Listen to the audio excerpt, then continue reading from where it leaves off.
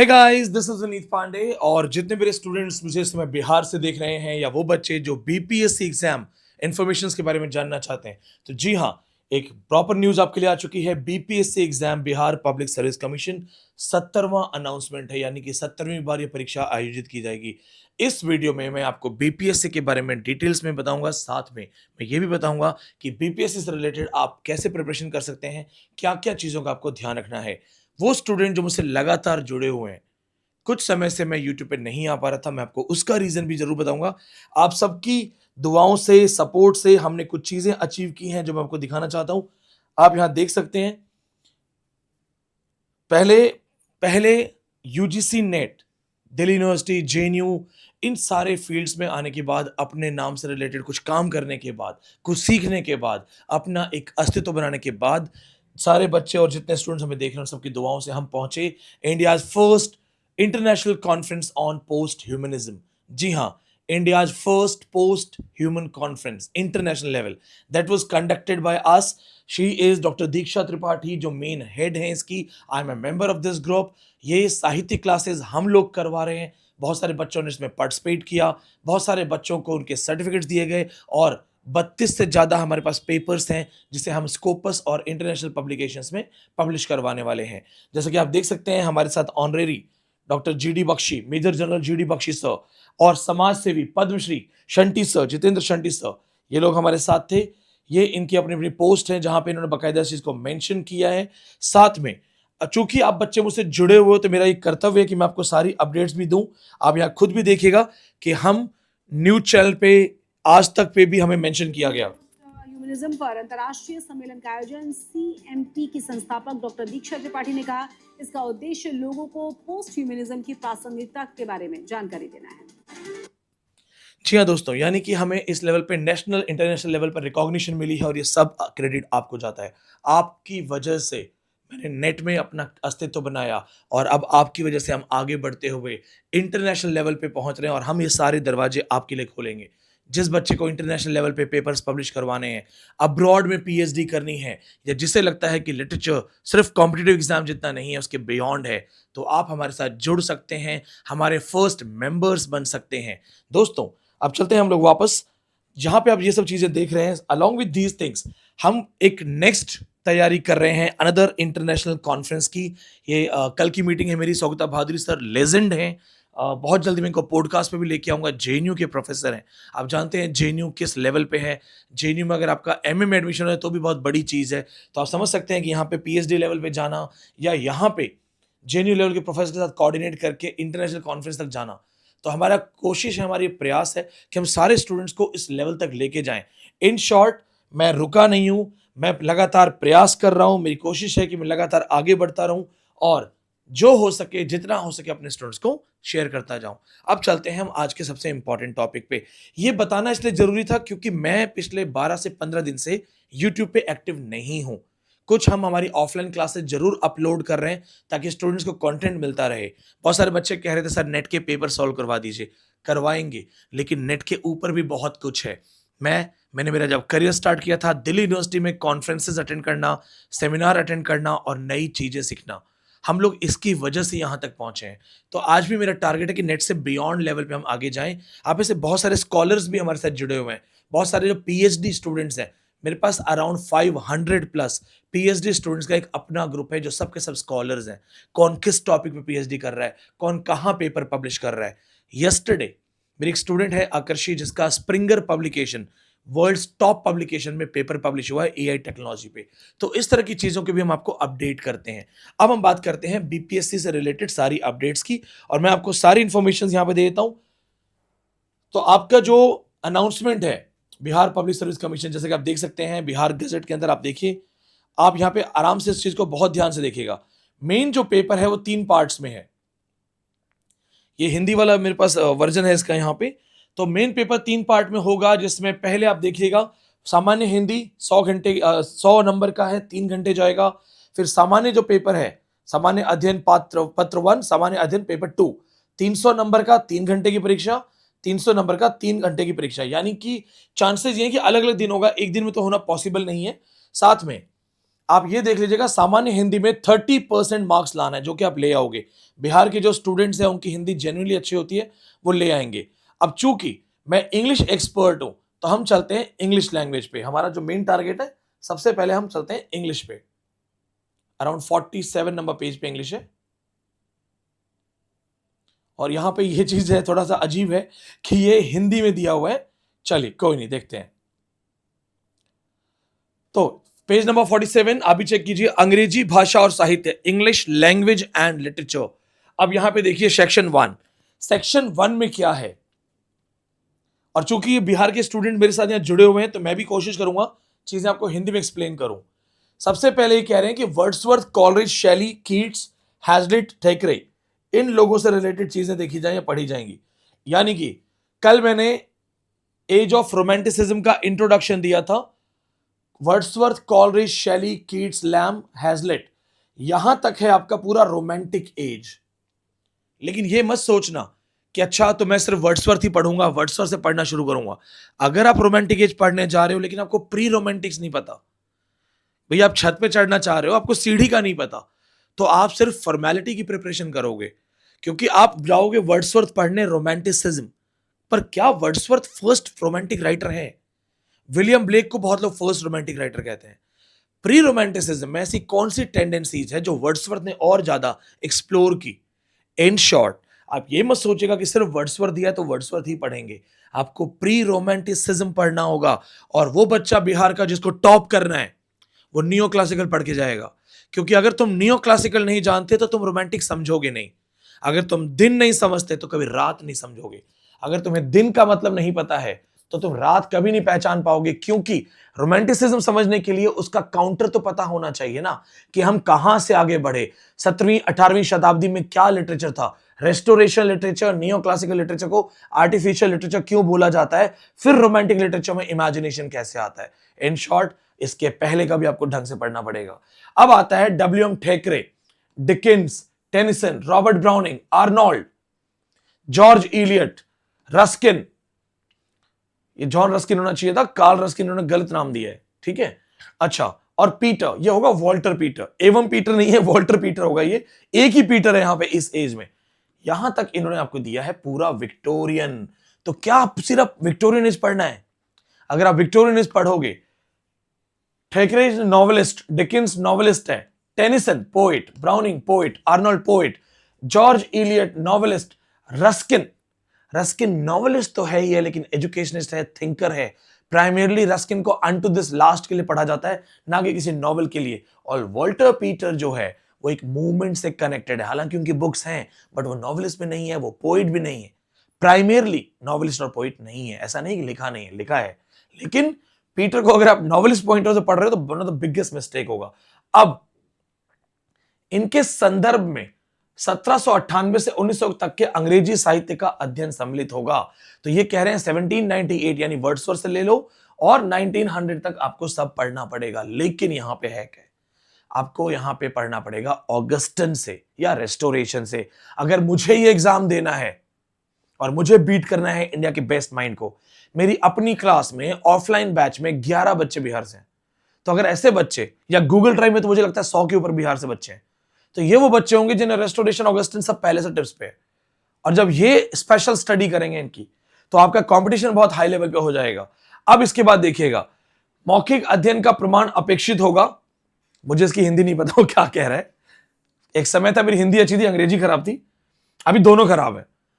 प्रश्न ऐसे पूछे जाएंगे जिनमें ना केवल निर्धारित लेखकों के संबंध में, यानी कि ना केवल राइटर्स की जांच होगी, बल्कि युग के प्रमुख साहित्यिक प्रवृत्ति। In short, it's not only the writers and their personal life, their details. किसने वर्ड्सवर्थ को 900 पाउंड की लेगेसी दी थी, कैसे वर्ड्सवर्थ लगातार जर्नी कर रहा था। जेन ऑस्टिन ने अपनी किताबें किसको बेच दी थी और उससे दोबारा खरीदनी पड़ी। किसको कहा था जेन ऑस्टिन ने कि प्लीज हमें कमाने दो, हमें भी सरवाइव करने दो। या कौन सा वो राइटर था जिसकी बहन को पागल खाने में बंद किया, और वो राइटर भी पागल खाने में रहता था। पर्सनल लाइफ तो पढ़नी ही पढ़नी है दोस्तों, लेकिन साथ साथ आपको इस युग की प्रमुख साहित्यिक प्रवृत्तियां, यानी कि all literary movements, events related to that. क्या विक्टोरियन एज के बारे में आप जानते हैं कि publishing houses, quarterly review, Edinburgh review, London magazine, Blackwood magazine Victorians में क्या कर रहे थे? विक्टोरियंस में डायल मैगजीन, जर्म मैगजीन का क्या कनेक्शन है, ये सारी चीजें आपको यहां देखनी पड़ेंगी, इवेंट्स देखने पड़ेंगे, इसकी जांच करेंगे। अच्छा, सामाजिक और सांस्कृतिक भूमिका से भी प्रश्न पूछे जाएंगे। सामाजिक और सांस्कृतिक भूमिका, विक्टोरियंस अगर आप पढ़ते हो और विक्टोरियन मैरिज एक्ट नहीं पढ़ते तो आप नॉवेल नहीं समझोगे। विक्टोरियन मैरिज कंडीशंस नहीं समझते, आपको नहीं समझ में आएगा। What is the concept of capitalism in Victorian studies, Victorian market scene, crime novels, Victorian Newgate novels, and along with that, Palliser novels in Victorians, यानी कि पॉलिटिक्स कैसी थी। जस्ट लाइक दैट रोमांटिक्स में आएगा अनएम्प्लॉयमेंट, इंडस्ट्रियलाइजेशन का effect जो है वो रोमांटिक्स में शुरू हो गया था। तो आपको यहाँ पे cultural practices, Sturm and Drang philosophy, effect of French revolution, German idealism, Immanuel Kant का इन्फ्लुएंस, फ्रेडरिक स्किलर का इन्फ्लुएंस कॉलेज पे, in short Augustan romantic Victorian tips पे करना पड़ेगा कंप्लीटली। ऐसे नहीं पढ़ना है कि कोई एवरेज टीचर पढ़ा रहा है, लिखो टेनिसन, लिखो vanity fair, 3 character. Tennyson Tennyson क्यों है? Browning is one of the most optimistic writer, then Arnold is one of the most pessimistic writer, then why Tennyson is called the father of Victorian poetry. Browning से better तो कोई writer नहीं है, Arnold के level पे कोई पहुंच नहीं सकता। तो जब दो दिग्गज हैं तो टेनिसन को कैसे बोला जाता है father of Victorian poetry? What is there, what is the fine balance? In short इनको बहुत ढंग से पढ़ना है। Then comes part 2। अब आपका जो पार्ट 2 आता है, मैंने कोशिश मेरी यही है कि मैं आपको पूरा ढंग से समझा दूंगा आपको क्या पढ़ना है, कैसे पढ़ना है। इस प्रश्न पत्र में निर्धारित पाठ्य पुस्तकों का मूल अध्ययन अपेक्षित होगा, यानी you are suppose to read it in detail, line by line study होना चाहिए, इन डेप्थ रीडिंग होना चाहिए ताकि आपको ये आए। और इसमें उम्मीदवारों की समीक्षा, योग्यता को जांचने वाले प्रश्न पूछे जाएंगे, कॉम्प्रिहेंसिव लेवल क्वेश्चंस पूछे जाएंगे। चलो एक एग्जांपल है, हालांकि यहां पे इन्होंने किंग लियर नहीं दिया है, पर मैं किंग लियर का एक एग्जांपल पूछता हूं। किंग लियर में 3 डॉटर्स हैं। सबसे छोटी डॉटर बहुत अच्छी है, कॉर्डेलिया। उससे बड़ी डॉटर गॉनरिल एंड रीगन, दोनों बुरी लड़कियां। अगर आपसे एक क्वेश्चन आ जाए कि फेमिनिस्ट पॉइंट ऑफ व्यू से क्या हम ये कह सकते हैं कि one of the best book where no female character is weak, क्या आप उसको डिफेंड कर सकते हैं? क्योंकि अगर फेमिनिस्ट पर्सपेक्टिव से देखा जाए तो शेक्सपियर के तीनों female character strong female character हैं। दोनों विलन इतनी स्ट्रॉन्ग है, महिला होने के बावजूद इतनी स्ट्रॉन्ग है, इतनी कॉन्फिडेंट है कि अपने फादर को, अपने हस्बैंड्स को और लोगों को बेवकूफ बना सकती हैं विद कॉन्फिडेंस। और तीसरी लड़की इतनी कॉन्फिडेंट है कि वो जानती है वो गलत नहीं है और स्टैंड लेती है। वो कहती है पापा मैं आपको झूठा प्रेज नहीं करूंगी। रिमेंबर, जो मेरे स्टूडेंट्स हैं, किंग लियर क्या बोलता है? Sharper than the serpent's tooth, how sad it is to have a thankless child. एक सांप के दंश से भी ज्यादा तेज, कितना दुखद है एक ऐसा बेटा, ऐसा बच्चा जो थैंकलेस है, कृतज्ञ है। तो आपको उस पॉइंट ऑफ व्यू से पढ़ना पड़ेगा। अब देखिए, एज यू लाइक इट, आपके कंपटीशन में जो लोग आएंगे वो पढ़ के आएंगे as you like it is a good story. 2 girls, Rosalind, Celia in the forest, then Orlando and Oliver in the forest, they fall in love, then 2 brothers, one saves them from tiger, and some good happening, right? No, they'll ask you, discuss As You Like It as a pure romantic comedy with 7 songs. पहली बात तो 7 songs याद कर लेना। Then in this book we have 2 fools, Touchstone and Jakes. Jakes is the one who lives in the forest and does a lot of social commentary. Along with that, As You Like It is one of the most pastoral kind of comedy where 80 to 90% story takes place in the forest. पूरा forest reference आएगा, ये सारा detail में पढ़ना है। Then Henry IV, mostly लोग chronology में Henry 4 नहीं पढ़ते हैं, ये आपको पढ़ना पड़ेगा। इसके अंदर आपको ये भी देखना है कि what is the reference of homosexuality, क्योंकि जब मैं पढ़ाऊंगा तो मैं चिंदी लेवल, ऑर्डिनरी लेवल नहीं पढ़ा सकता। I will teach you the concept of homosexuality. ये नेट का क्वेश्चन भी है, it has already been asked. Hamlet, frailty thy name is woman. Hamlet अपनी मदर को कहता है मां, कमजोरी तुम्हारा नाम औरत है। क्रिटिक्स ने कहा कमजोरी तुम्हारा नाम हैमलेट है, कमजोरी तुम्हारा नाम हैमलेट है। Frailty thy name is Hamlet, discuss. When you will discuss it, आपको बोलना पड़ेगा that Hamlet had indecisiveness. He used to waste a lot of time taking decisions, and then why T.S. Eliot called Hamlet an artistic failure. And the gravedigger scene, which is very important scene, along with that, the skull scene where Hamlet takes the skull and says life is an infinite jest. With this, what is mouse trap, what is drama within a drama, a metadrama style, ये सारे concepts आपको देखने हैं with the reference of soliloquy. Then Tempest, post colonial perspective तो देखना ही देखना है from slave narration point of view. Caliban is most important character because ये पोस्ट कॉलोनियल स्टडीज होती है इसकी। If you are studying it and you are studying it just for the story purpose, आप सोच रहे हो कि सिर्फ कहानी पढ़ लेंगे विकिपीडिया से, स्पार्क नोट से, दोस्तों कुछ नहीं होगा। कॉम्पिटिटिव लेवल है, बहुत हाई लेवल हो गया है। पैराडाइज लॉस्ट, अकेली किताब काफी है। एक ही क्वेश्चन आ जाएगा, मिल्टन कौन सी गॉडेस को इन्वोक करता है लिखने से पहले? Goddess Urania. गॉडेस यूरेनिया के साथ स्लीप लर्निंग कॉन्सेप्ट क्या है? एक सिंपल सा क्वेश्चन आएगा, what are the names of devils, and वो डेविल कौन था जो पहले शैतान की तरफ गया फिर रास्ता बदल के वापस गॉड की तरफ आ गया? और जब मैं ये पढ़ाता हूं तो मैं रेफरेंस देता हूं महाभारत का। वो कौन सा योद्धा था जिसने महाभारत के युद्ध से पहले अचानक पार्टी बदल ली और अचानक से पांडवों की तरफ चला गया? जी हां, आपको देखना पड़ेगा एब्डियल कौन है। क्वेश्चन आएंगे कि जो नर्क का पार्लियामेंट है, यानी नर्क की जो सभा है, संसद है, पैंडेमोनियम, उसको डिजाइन किसने किया था, बनाया कौन किसने था, उसका आर्किटेक्ट कौन है? मल्सीबर। आपको यहाँ पे कोटेशंस, नाम, गैब्रियल का क्या काम था, राफेल का क्या काम था, किसने सैटर्न को भगा दिया ईडन गार्डन से, किसने बताया एडम को कि सैटर्न आने वाला है, और किसने जाके एडम को बताया कि this is the future of humanity. Fruit of knowledge खाने के बाद क्यों उनको पता लगा कि हमने कपड़े नहीं पहने हैं, सबसे पहले उन्हें शर्मिंदगी महसूस क्यों हुई? ये सारे कॉन्सेप्ट्स आपको डिटेल में पढ़ने पड़ेंगे, तब जाके आपका एक अच्छा लेवल का प्रिपरेशन होगा। Then Emma Woodhouse, handsome clever beautiful, handsome clever intelligent, ये लाइन है एमा की। This is how Emma Woodhouse has been mentioned. When I teach you this, मैं आपको बताऊंगा कि इस पे बॉलीवुड मूवी है आयशा। आपने गाना सुना होगा, गल मिट्टी मिट्टी बोल। मूवी वॉज डिजास्टर, मैंने देखी थी, बेकार मूवी थी, मत देखना, लेकिन गाना अच्छा था। फर्स्ट गाना with south Indian Punjabi music fusion. और आपको एम्मा पढ़नी पड़ेगी। एम्मा में कौन कौन से कैरेक्टर्स हैं, हैरियट कौन है, फिर उसके बाद मिस्टर नाइटली का जो कैरेक्टर है वो कौन है, फ्रैंक चर्चिल कौन है, इस तरह के आपको 2-4 कैरेक्टर्स पढ़ने पड़ेंगे। अलॉन्ग विद दीज थिंग्स आपको जेन ऑस्टिन का राइटिंग स्टाइल, क्योंकि देखो एम्मा पूछा है, पर जेन ऑस्टिन के और भी क्लासिक्स हैं, pride and prejudice, sense and sensibility, then Northanger Abbey, इस तरह के बहुत सारे वर्क्स हैं, ये सब आपको देखना है। परसुएशंस, मैन्सफील्ड पार्क, लेडी सूजन। तो मैं सजेस्ट करूंगा कि जेन ऑस्टिन को बहुत ढंग से पढ़ा जाए। देन वर्ड्सवर्थ की the prelude, also called poem to Coleridge, तो डिटेल में पढ़ना पड़ेगा। There are 3 to 4 examples how Wordsworth learns, Wordsworth कैसे सीखता है from nature.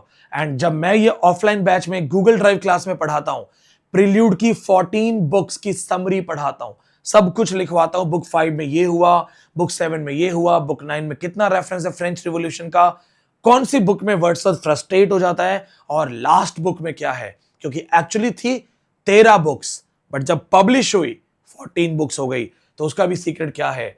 Then David Copperfield, Dickens की अपनी कहानी, जब मैं पढ़ाऊंगा आपको तो उसमें रेफरेंस दूंगा यूरिया हीप का।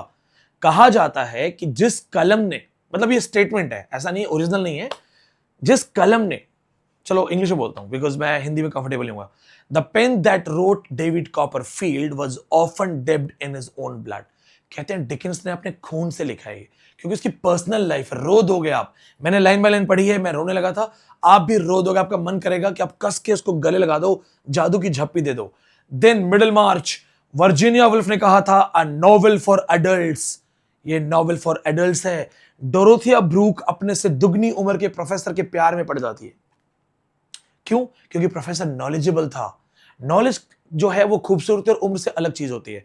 नॉलेज से कोई किसी से भी प्यार कर सकता है। ये चाणक्य ने कहा है कि खूबसूरती एक लेवल पे कम ज्यादा हो जाएगी, उम्र जो है एक लेवल पे कम ज्यादा हो सकती है, लेकिन नॉलेज इन सब पे भारी होता है। वो लोग जो किसी पे नॉलेज की वजह से क्रश करते हैं, वो लोग जो किसी के नॉलेज पे इंप्रेस हो जाते हैं या प्यार में पड़ जाते हैं, उन्हें सैपियो सेक्सुअल कहा जाता है। SAPIO, sapiosexual. ठीक है, आपने नई चीज सीखी है। ये पढ़ना है एडवर्ड कैसुबिन, मैं पढ़ाऊंगा डिटेल में गूगल ड्राइव में। एडवर्ड कैसुबिन कौन सी बुक पे काम कर रहा था, की ऑफ ऑल माइथोलॉजीज का रेफरेंस क्या है, गोल्डन बुक कनेक्शन क्या है।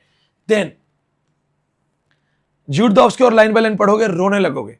जब मैं पढ़ाऊंगा लाइव गूगल ड्राइव क्लास के अंदर, मैं आपको बताऊंगा फादर टाइम्स कैरेक्टर क्या है, छोटे बच्चे ने सारे बच्चों को मार दिया और ऐसा क्यों लिखा, done because we are too many. या एक और कौन सा रेफरेंस है, अराबेला डॉन कैसे विक्टोरियन फीमेल वैम्प को रिप्रेजेंट करती है, स्यू ब्राइडहेड का क्या रिलीजियस कनेक्शन है, जूड द ऑब्सक्योर में ऑस्ट्रेलिया का क्या रेफरेंस है। It's a most important work. फिर आता है Easter 1916, WB Yeats, modern writings में आ गए हम यहाँ पे। अब मॉडर्न राइटिंग्स के लिए मैं थोड़ा सा इस पेज को ऊपर कर लेता हूं। दोस्तों मॉडर्न राइटिंग्स ईस्टर 1916 आयरलैंड के रिवॉल्यूशन से डील करता है, लेकिन यह सिर्फ क्रांतिकारी कविता नहीं है। WB ईट्स इसमें फिर से कोशिश करता है कि मॉडगॉन का हस्बैंड मेजर मैकब्राइड मर चुका है और शायद मॉडगॉन अब मुझे वापस मिल जाए। जी हां, मैं आपको ये डिटेल में पढ़ाऊंगा। उसके बाद second coming, a prayer for my daughter, sailing to Byzantium, ये सब आपको डिटेल में पढ़ाई जाएंगी। उनमें से ये 3 पोइट्रीज तो एज इट इज हम यूपीएससी में भी पढ़ाते हैं डिटेल में, डिस्क्रिप्टिव पैटर्न के लिए। साथ में Byzantium, sailing to Byzantium connection, Leda and the swan, यह है Leda and the swan. Zeus कैसे आया, किस तरह से रेप हुआ, उस रेप की वजह से कैसे हेलन का बर्थ होता है और हेलन के बर्थ की वजह से कैसे वॉर ऑफ ट्रॉय होता है। ये पूरी कहानी है। क्या आपको पता है वॉर ऑफ ट्रॉय हेलन की वजह से हुआ? लोग कहते हैं, मैं नहीं कहता क्योंकि फेमिनिस्ट पॉइंट ऑफ व्यू से नहीं बोलना चाहिए, लेकिन डॉक्टर फॉस्टर क्या बोलता है? Christopher Marlowe in the book doctor Faustus says, was this the phase that launched thousands of ships and burned the topless stars of Ilium? Sweet Helen, make me immortal with thy kiss. ये Helen के जन्म की कहानी है। ये poetry मैंने अभी फिलहाल नहीं पढ़ी है, तो जब ये मैं पढ़ाऊंगा तो मैं डिटेल में पढ़ के पढ़ाऊंगा। ऐसे भी आपको बहुत रेयर कोई टीचर मिलेगा जो ऑन कैमरा के बोलेगा कि ये मैंने नहीं पढ़ी है। चाहता तो मैं बोलता कि हाँ हाँ पढ़ ली है या देख लिया, लेकिन नहीं पढ़ी। हम एक तो ये हिंदी में लिख रहे तो याद भी नहीं आ रहा कि पढ़ी नहीं पढ़ी है। I tell. उसके बाद लेपिस लेजुली, ये लेजुली है, लेजुली नहीं Hindi. It's a beautiful art, ये वर्क जो है आर्ट से डील करता है। It's a beautiful work. It is also connected to ekphrasis device. When I'll teach you ekphrasis. Now, the tower among the school children. WB Yeats schools का inspector बना, schools में घूमने गया। छोटी छोटी बच्चियां 2 चोटी करके छोटे छोटे फ्रॉक पहन के स्कूल जा रही थी, और हमारा WB Yeats वो इमेजिन कर रहा था कि उसकी प्रेमिका, वो भी जब एक स्कूल में पढ़ती होगी तो वो भी ऐसी छोटी सी होगी, और काश मैं उसको छोटे से देख पाता, बचपन से देख पाता कि वो कैसे खेलती थी। What a writer, and WB Yeats is a Nobel awardee, so don't forget this man. Eliot, Wasteland. क्या आपने एक चीज नोट की है? Most of the YouTube teachers या मेरे अपने स्टूडेंट जो यूट्यूब पे पढ़ा रहे हैं, वो कहते हैं वेस्टलैंड की समरी, क्योंकि वेस्टलैंड को आप डिटेल में पढ़ा नहीं सकते। इसलिए क्या होता है कि 10 मिनट के लेक्चर में 10 पॉइंट बोल के खत्म किया जाता है। यहां पे फंस मत जाना। 5 पार्ट्स में है, 433 लैंग्वेज लाइन्स हैं, 35 प्लस बिग एल्यूजन्स हैं, 5 अलग अलग लैंग्वेजेस हैं, और इलियट ने खुद एक डिक्शनरी दी थी अपने ही वर्क के लिए फॉर रेफरेंस पर्पस। मैं आपको जब पढ़ाऊंगा तो सिर्फ 2 से ढाई घंटे का 2 से ढाई घंटे का एक लेक्चर होगा ऑफलाइन बैच गूगल ड्राइव वाली क्लास में, जहां फेस टू फेस पढ़ाते हैं, और ये आपको पूरी डिटेल में कराऊंगा मैं, हर एक रेफरेंस के साथ। कौन है जो सोडा वाटर से पैर धोता है, किसको अपने दांत ठीक कराने हैं, hurry up it's time, hurry up it's time का मतलब क्या है, डा डा डा फिलॉसफी क्या है, और लास्ट में शांति शांति शांति रेफरेंस क्या है। उसके बाद ये यहां पे दी है इन्होंने रेनबो। यहां पे इनको देना चाहिए था लेडी चैटर्जी लवर या सनसेन लवर्स, जानबूझ के रेनबो दी है, क्योंकि जब रेनबो पढ़ोगे विमेन इन लव पढ़ना पड़ेगा, और जब रेनबो और विमेन इन लव पढ़ोगे तभी कहानी समझ में आएगी, क्योंकि ये 2 बुक जो हैं कनेक्टेड हैं। इसके साथ आपको विमेन इन लव पढ़ना पड़ेगा, love story of Ursula Gudrun, Rupert Birkin and some other characters. In short बहुत सेलेक्टिव टॉपिक्स दिए इन्होंने जानबूझ के। प्लस जब तुम रेनबो और ये पढ़ोगे तो तुम्हारा क्वेयर स्टडी रेफरेंस होना चाहिए। क्वेयर स्टडीज का रेफरेंस अगर नहीं होगा तो विल बी गॉन। सिलेबस बहुत स्मार्टली डिजाइन किया है। आप लोग अगर इसको सीरियस लेवल पे पढ़ना चाहते हैं, तैयार करना चाहते हैं, तो अब हमने एक नया सिस्टम शुरू किया है। अब मैं नॉर्मल ऑनलाइन क्लासेस बोर्ड पे आधे घंटे 1 घंटे वाली क्लासेस या फेक परफॉर्मेंसेस देने बंद कर चुका हूं। आप बोलेंगे सर वो तो अच्छी थी क्लासेस, हम तो पसंद करते हैं। वो आपको पसंद आती थी क्योंकि आपको बहुत सीखना है, पर मुझे पता था कि वो मेरा बेस्ट नहीं है। मेरा बेस्ट आ रहा है ऑफलाइन क्लास के अंदर। आप डिजर्व करते हो। वर्ड्सवर्थ में 1 घंटे में यहां पढ़ा सकता हूं, लेकिन जब मैं ऑफलाइन बैच में पढ़ाता हूं तो मैं 2 दिन कंटिन्यू 2.5 घंटे 3 घंटे वर्ड्सवर्थ पढ़ाता हूं। ऑफलाइन के बच्चे को मिल रहा है हाई लेवल कंटेंट, और कहीं ना कहीं बार बार मुझे लग रहा था कि वो हाई लेवल जो है, चाहो या ना चाहो, ऑनलाइन वाले बच्चों के लिए हो रहा था थोड़ा सा कम। तो मैंने डिसाइड किया है कि भले 100 बच्चे ही पास हो मेरे पास, बड़ा क्राउड ना आए, क्योंकि बहुत सारे बच्चे कम पैसों के चक्कर में इधर उधर हो जाते हैं। सर आपकी फीस बहुत ज्यादा है।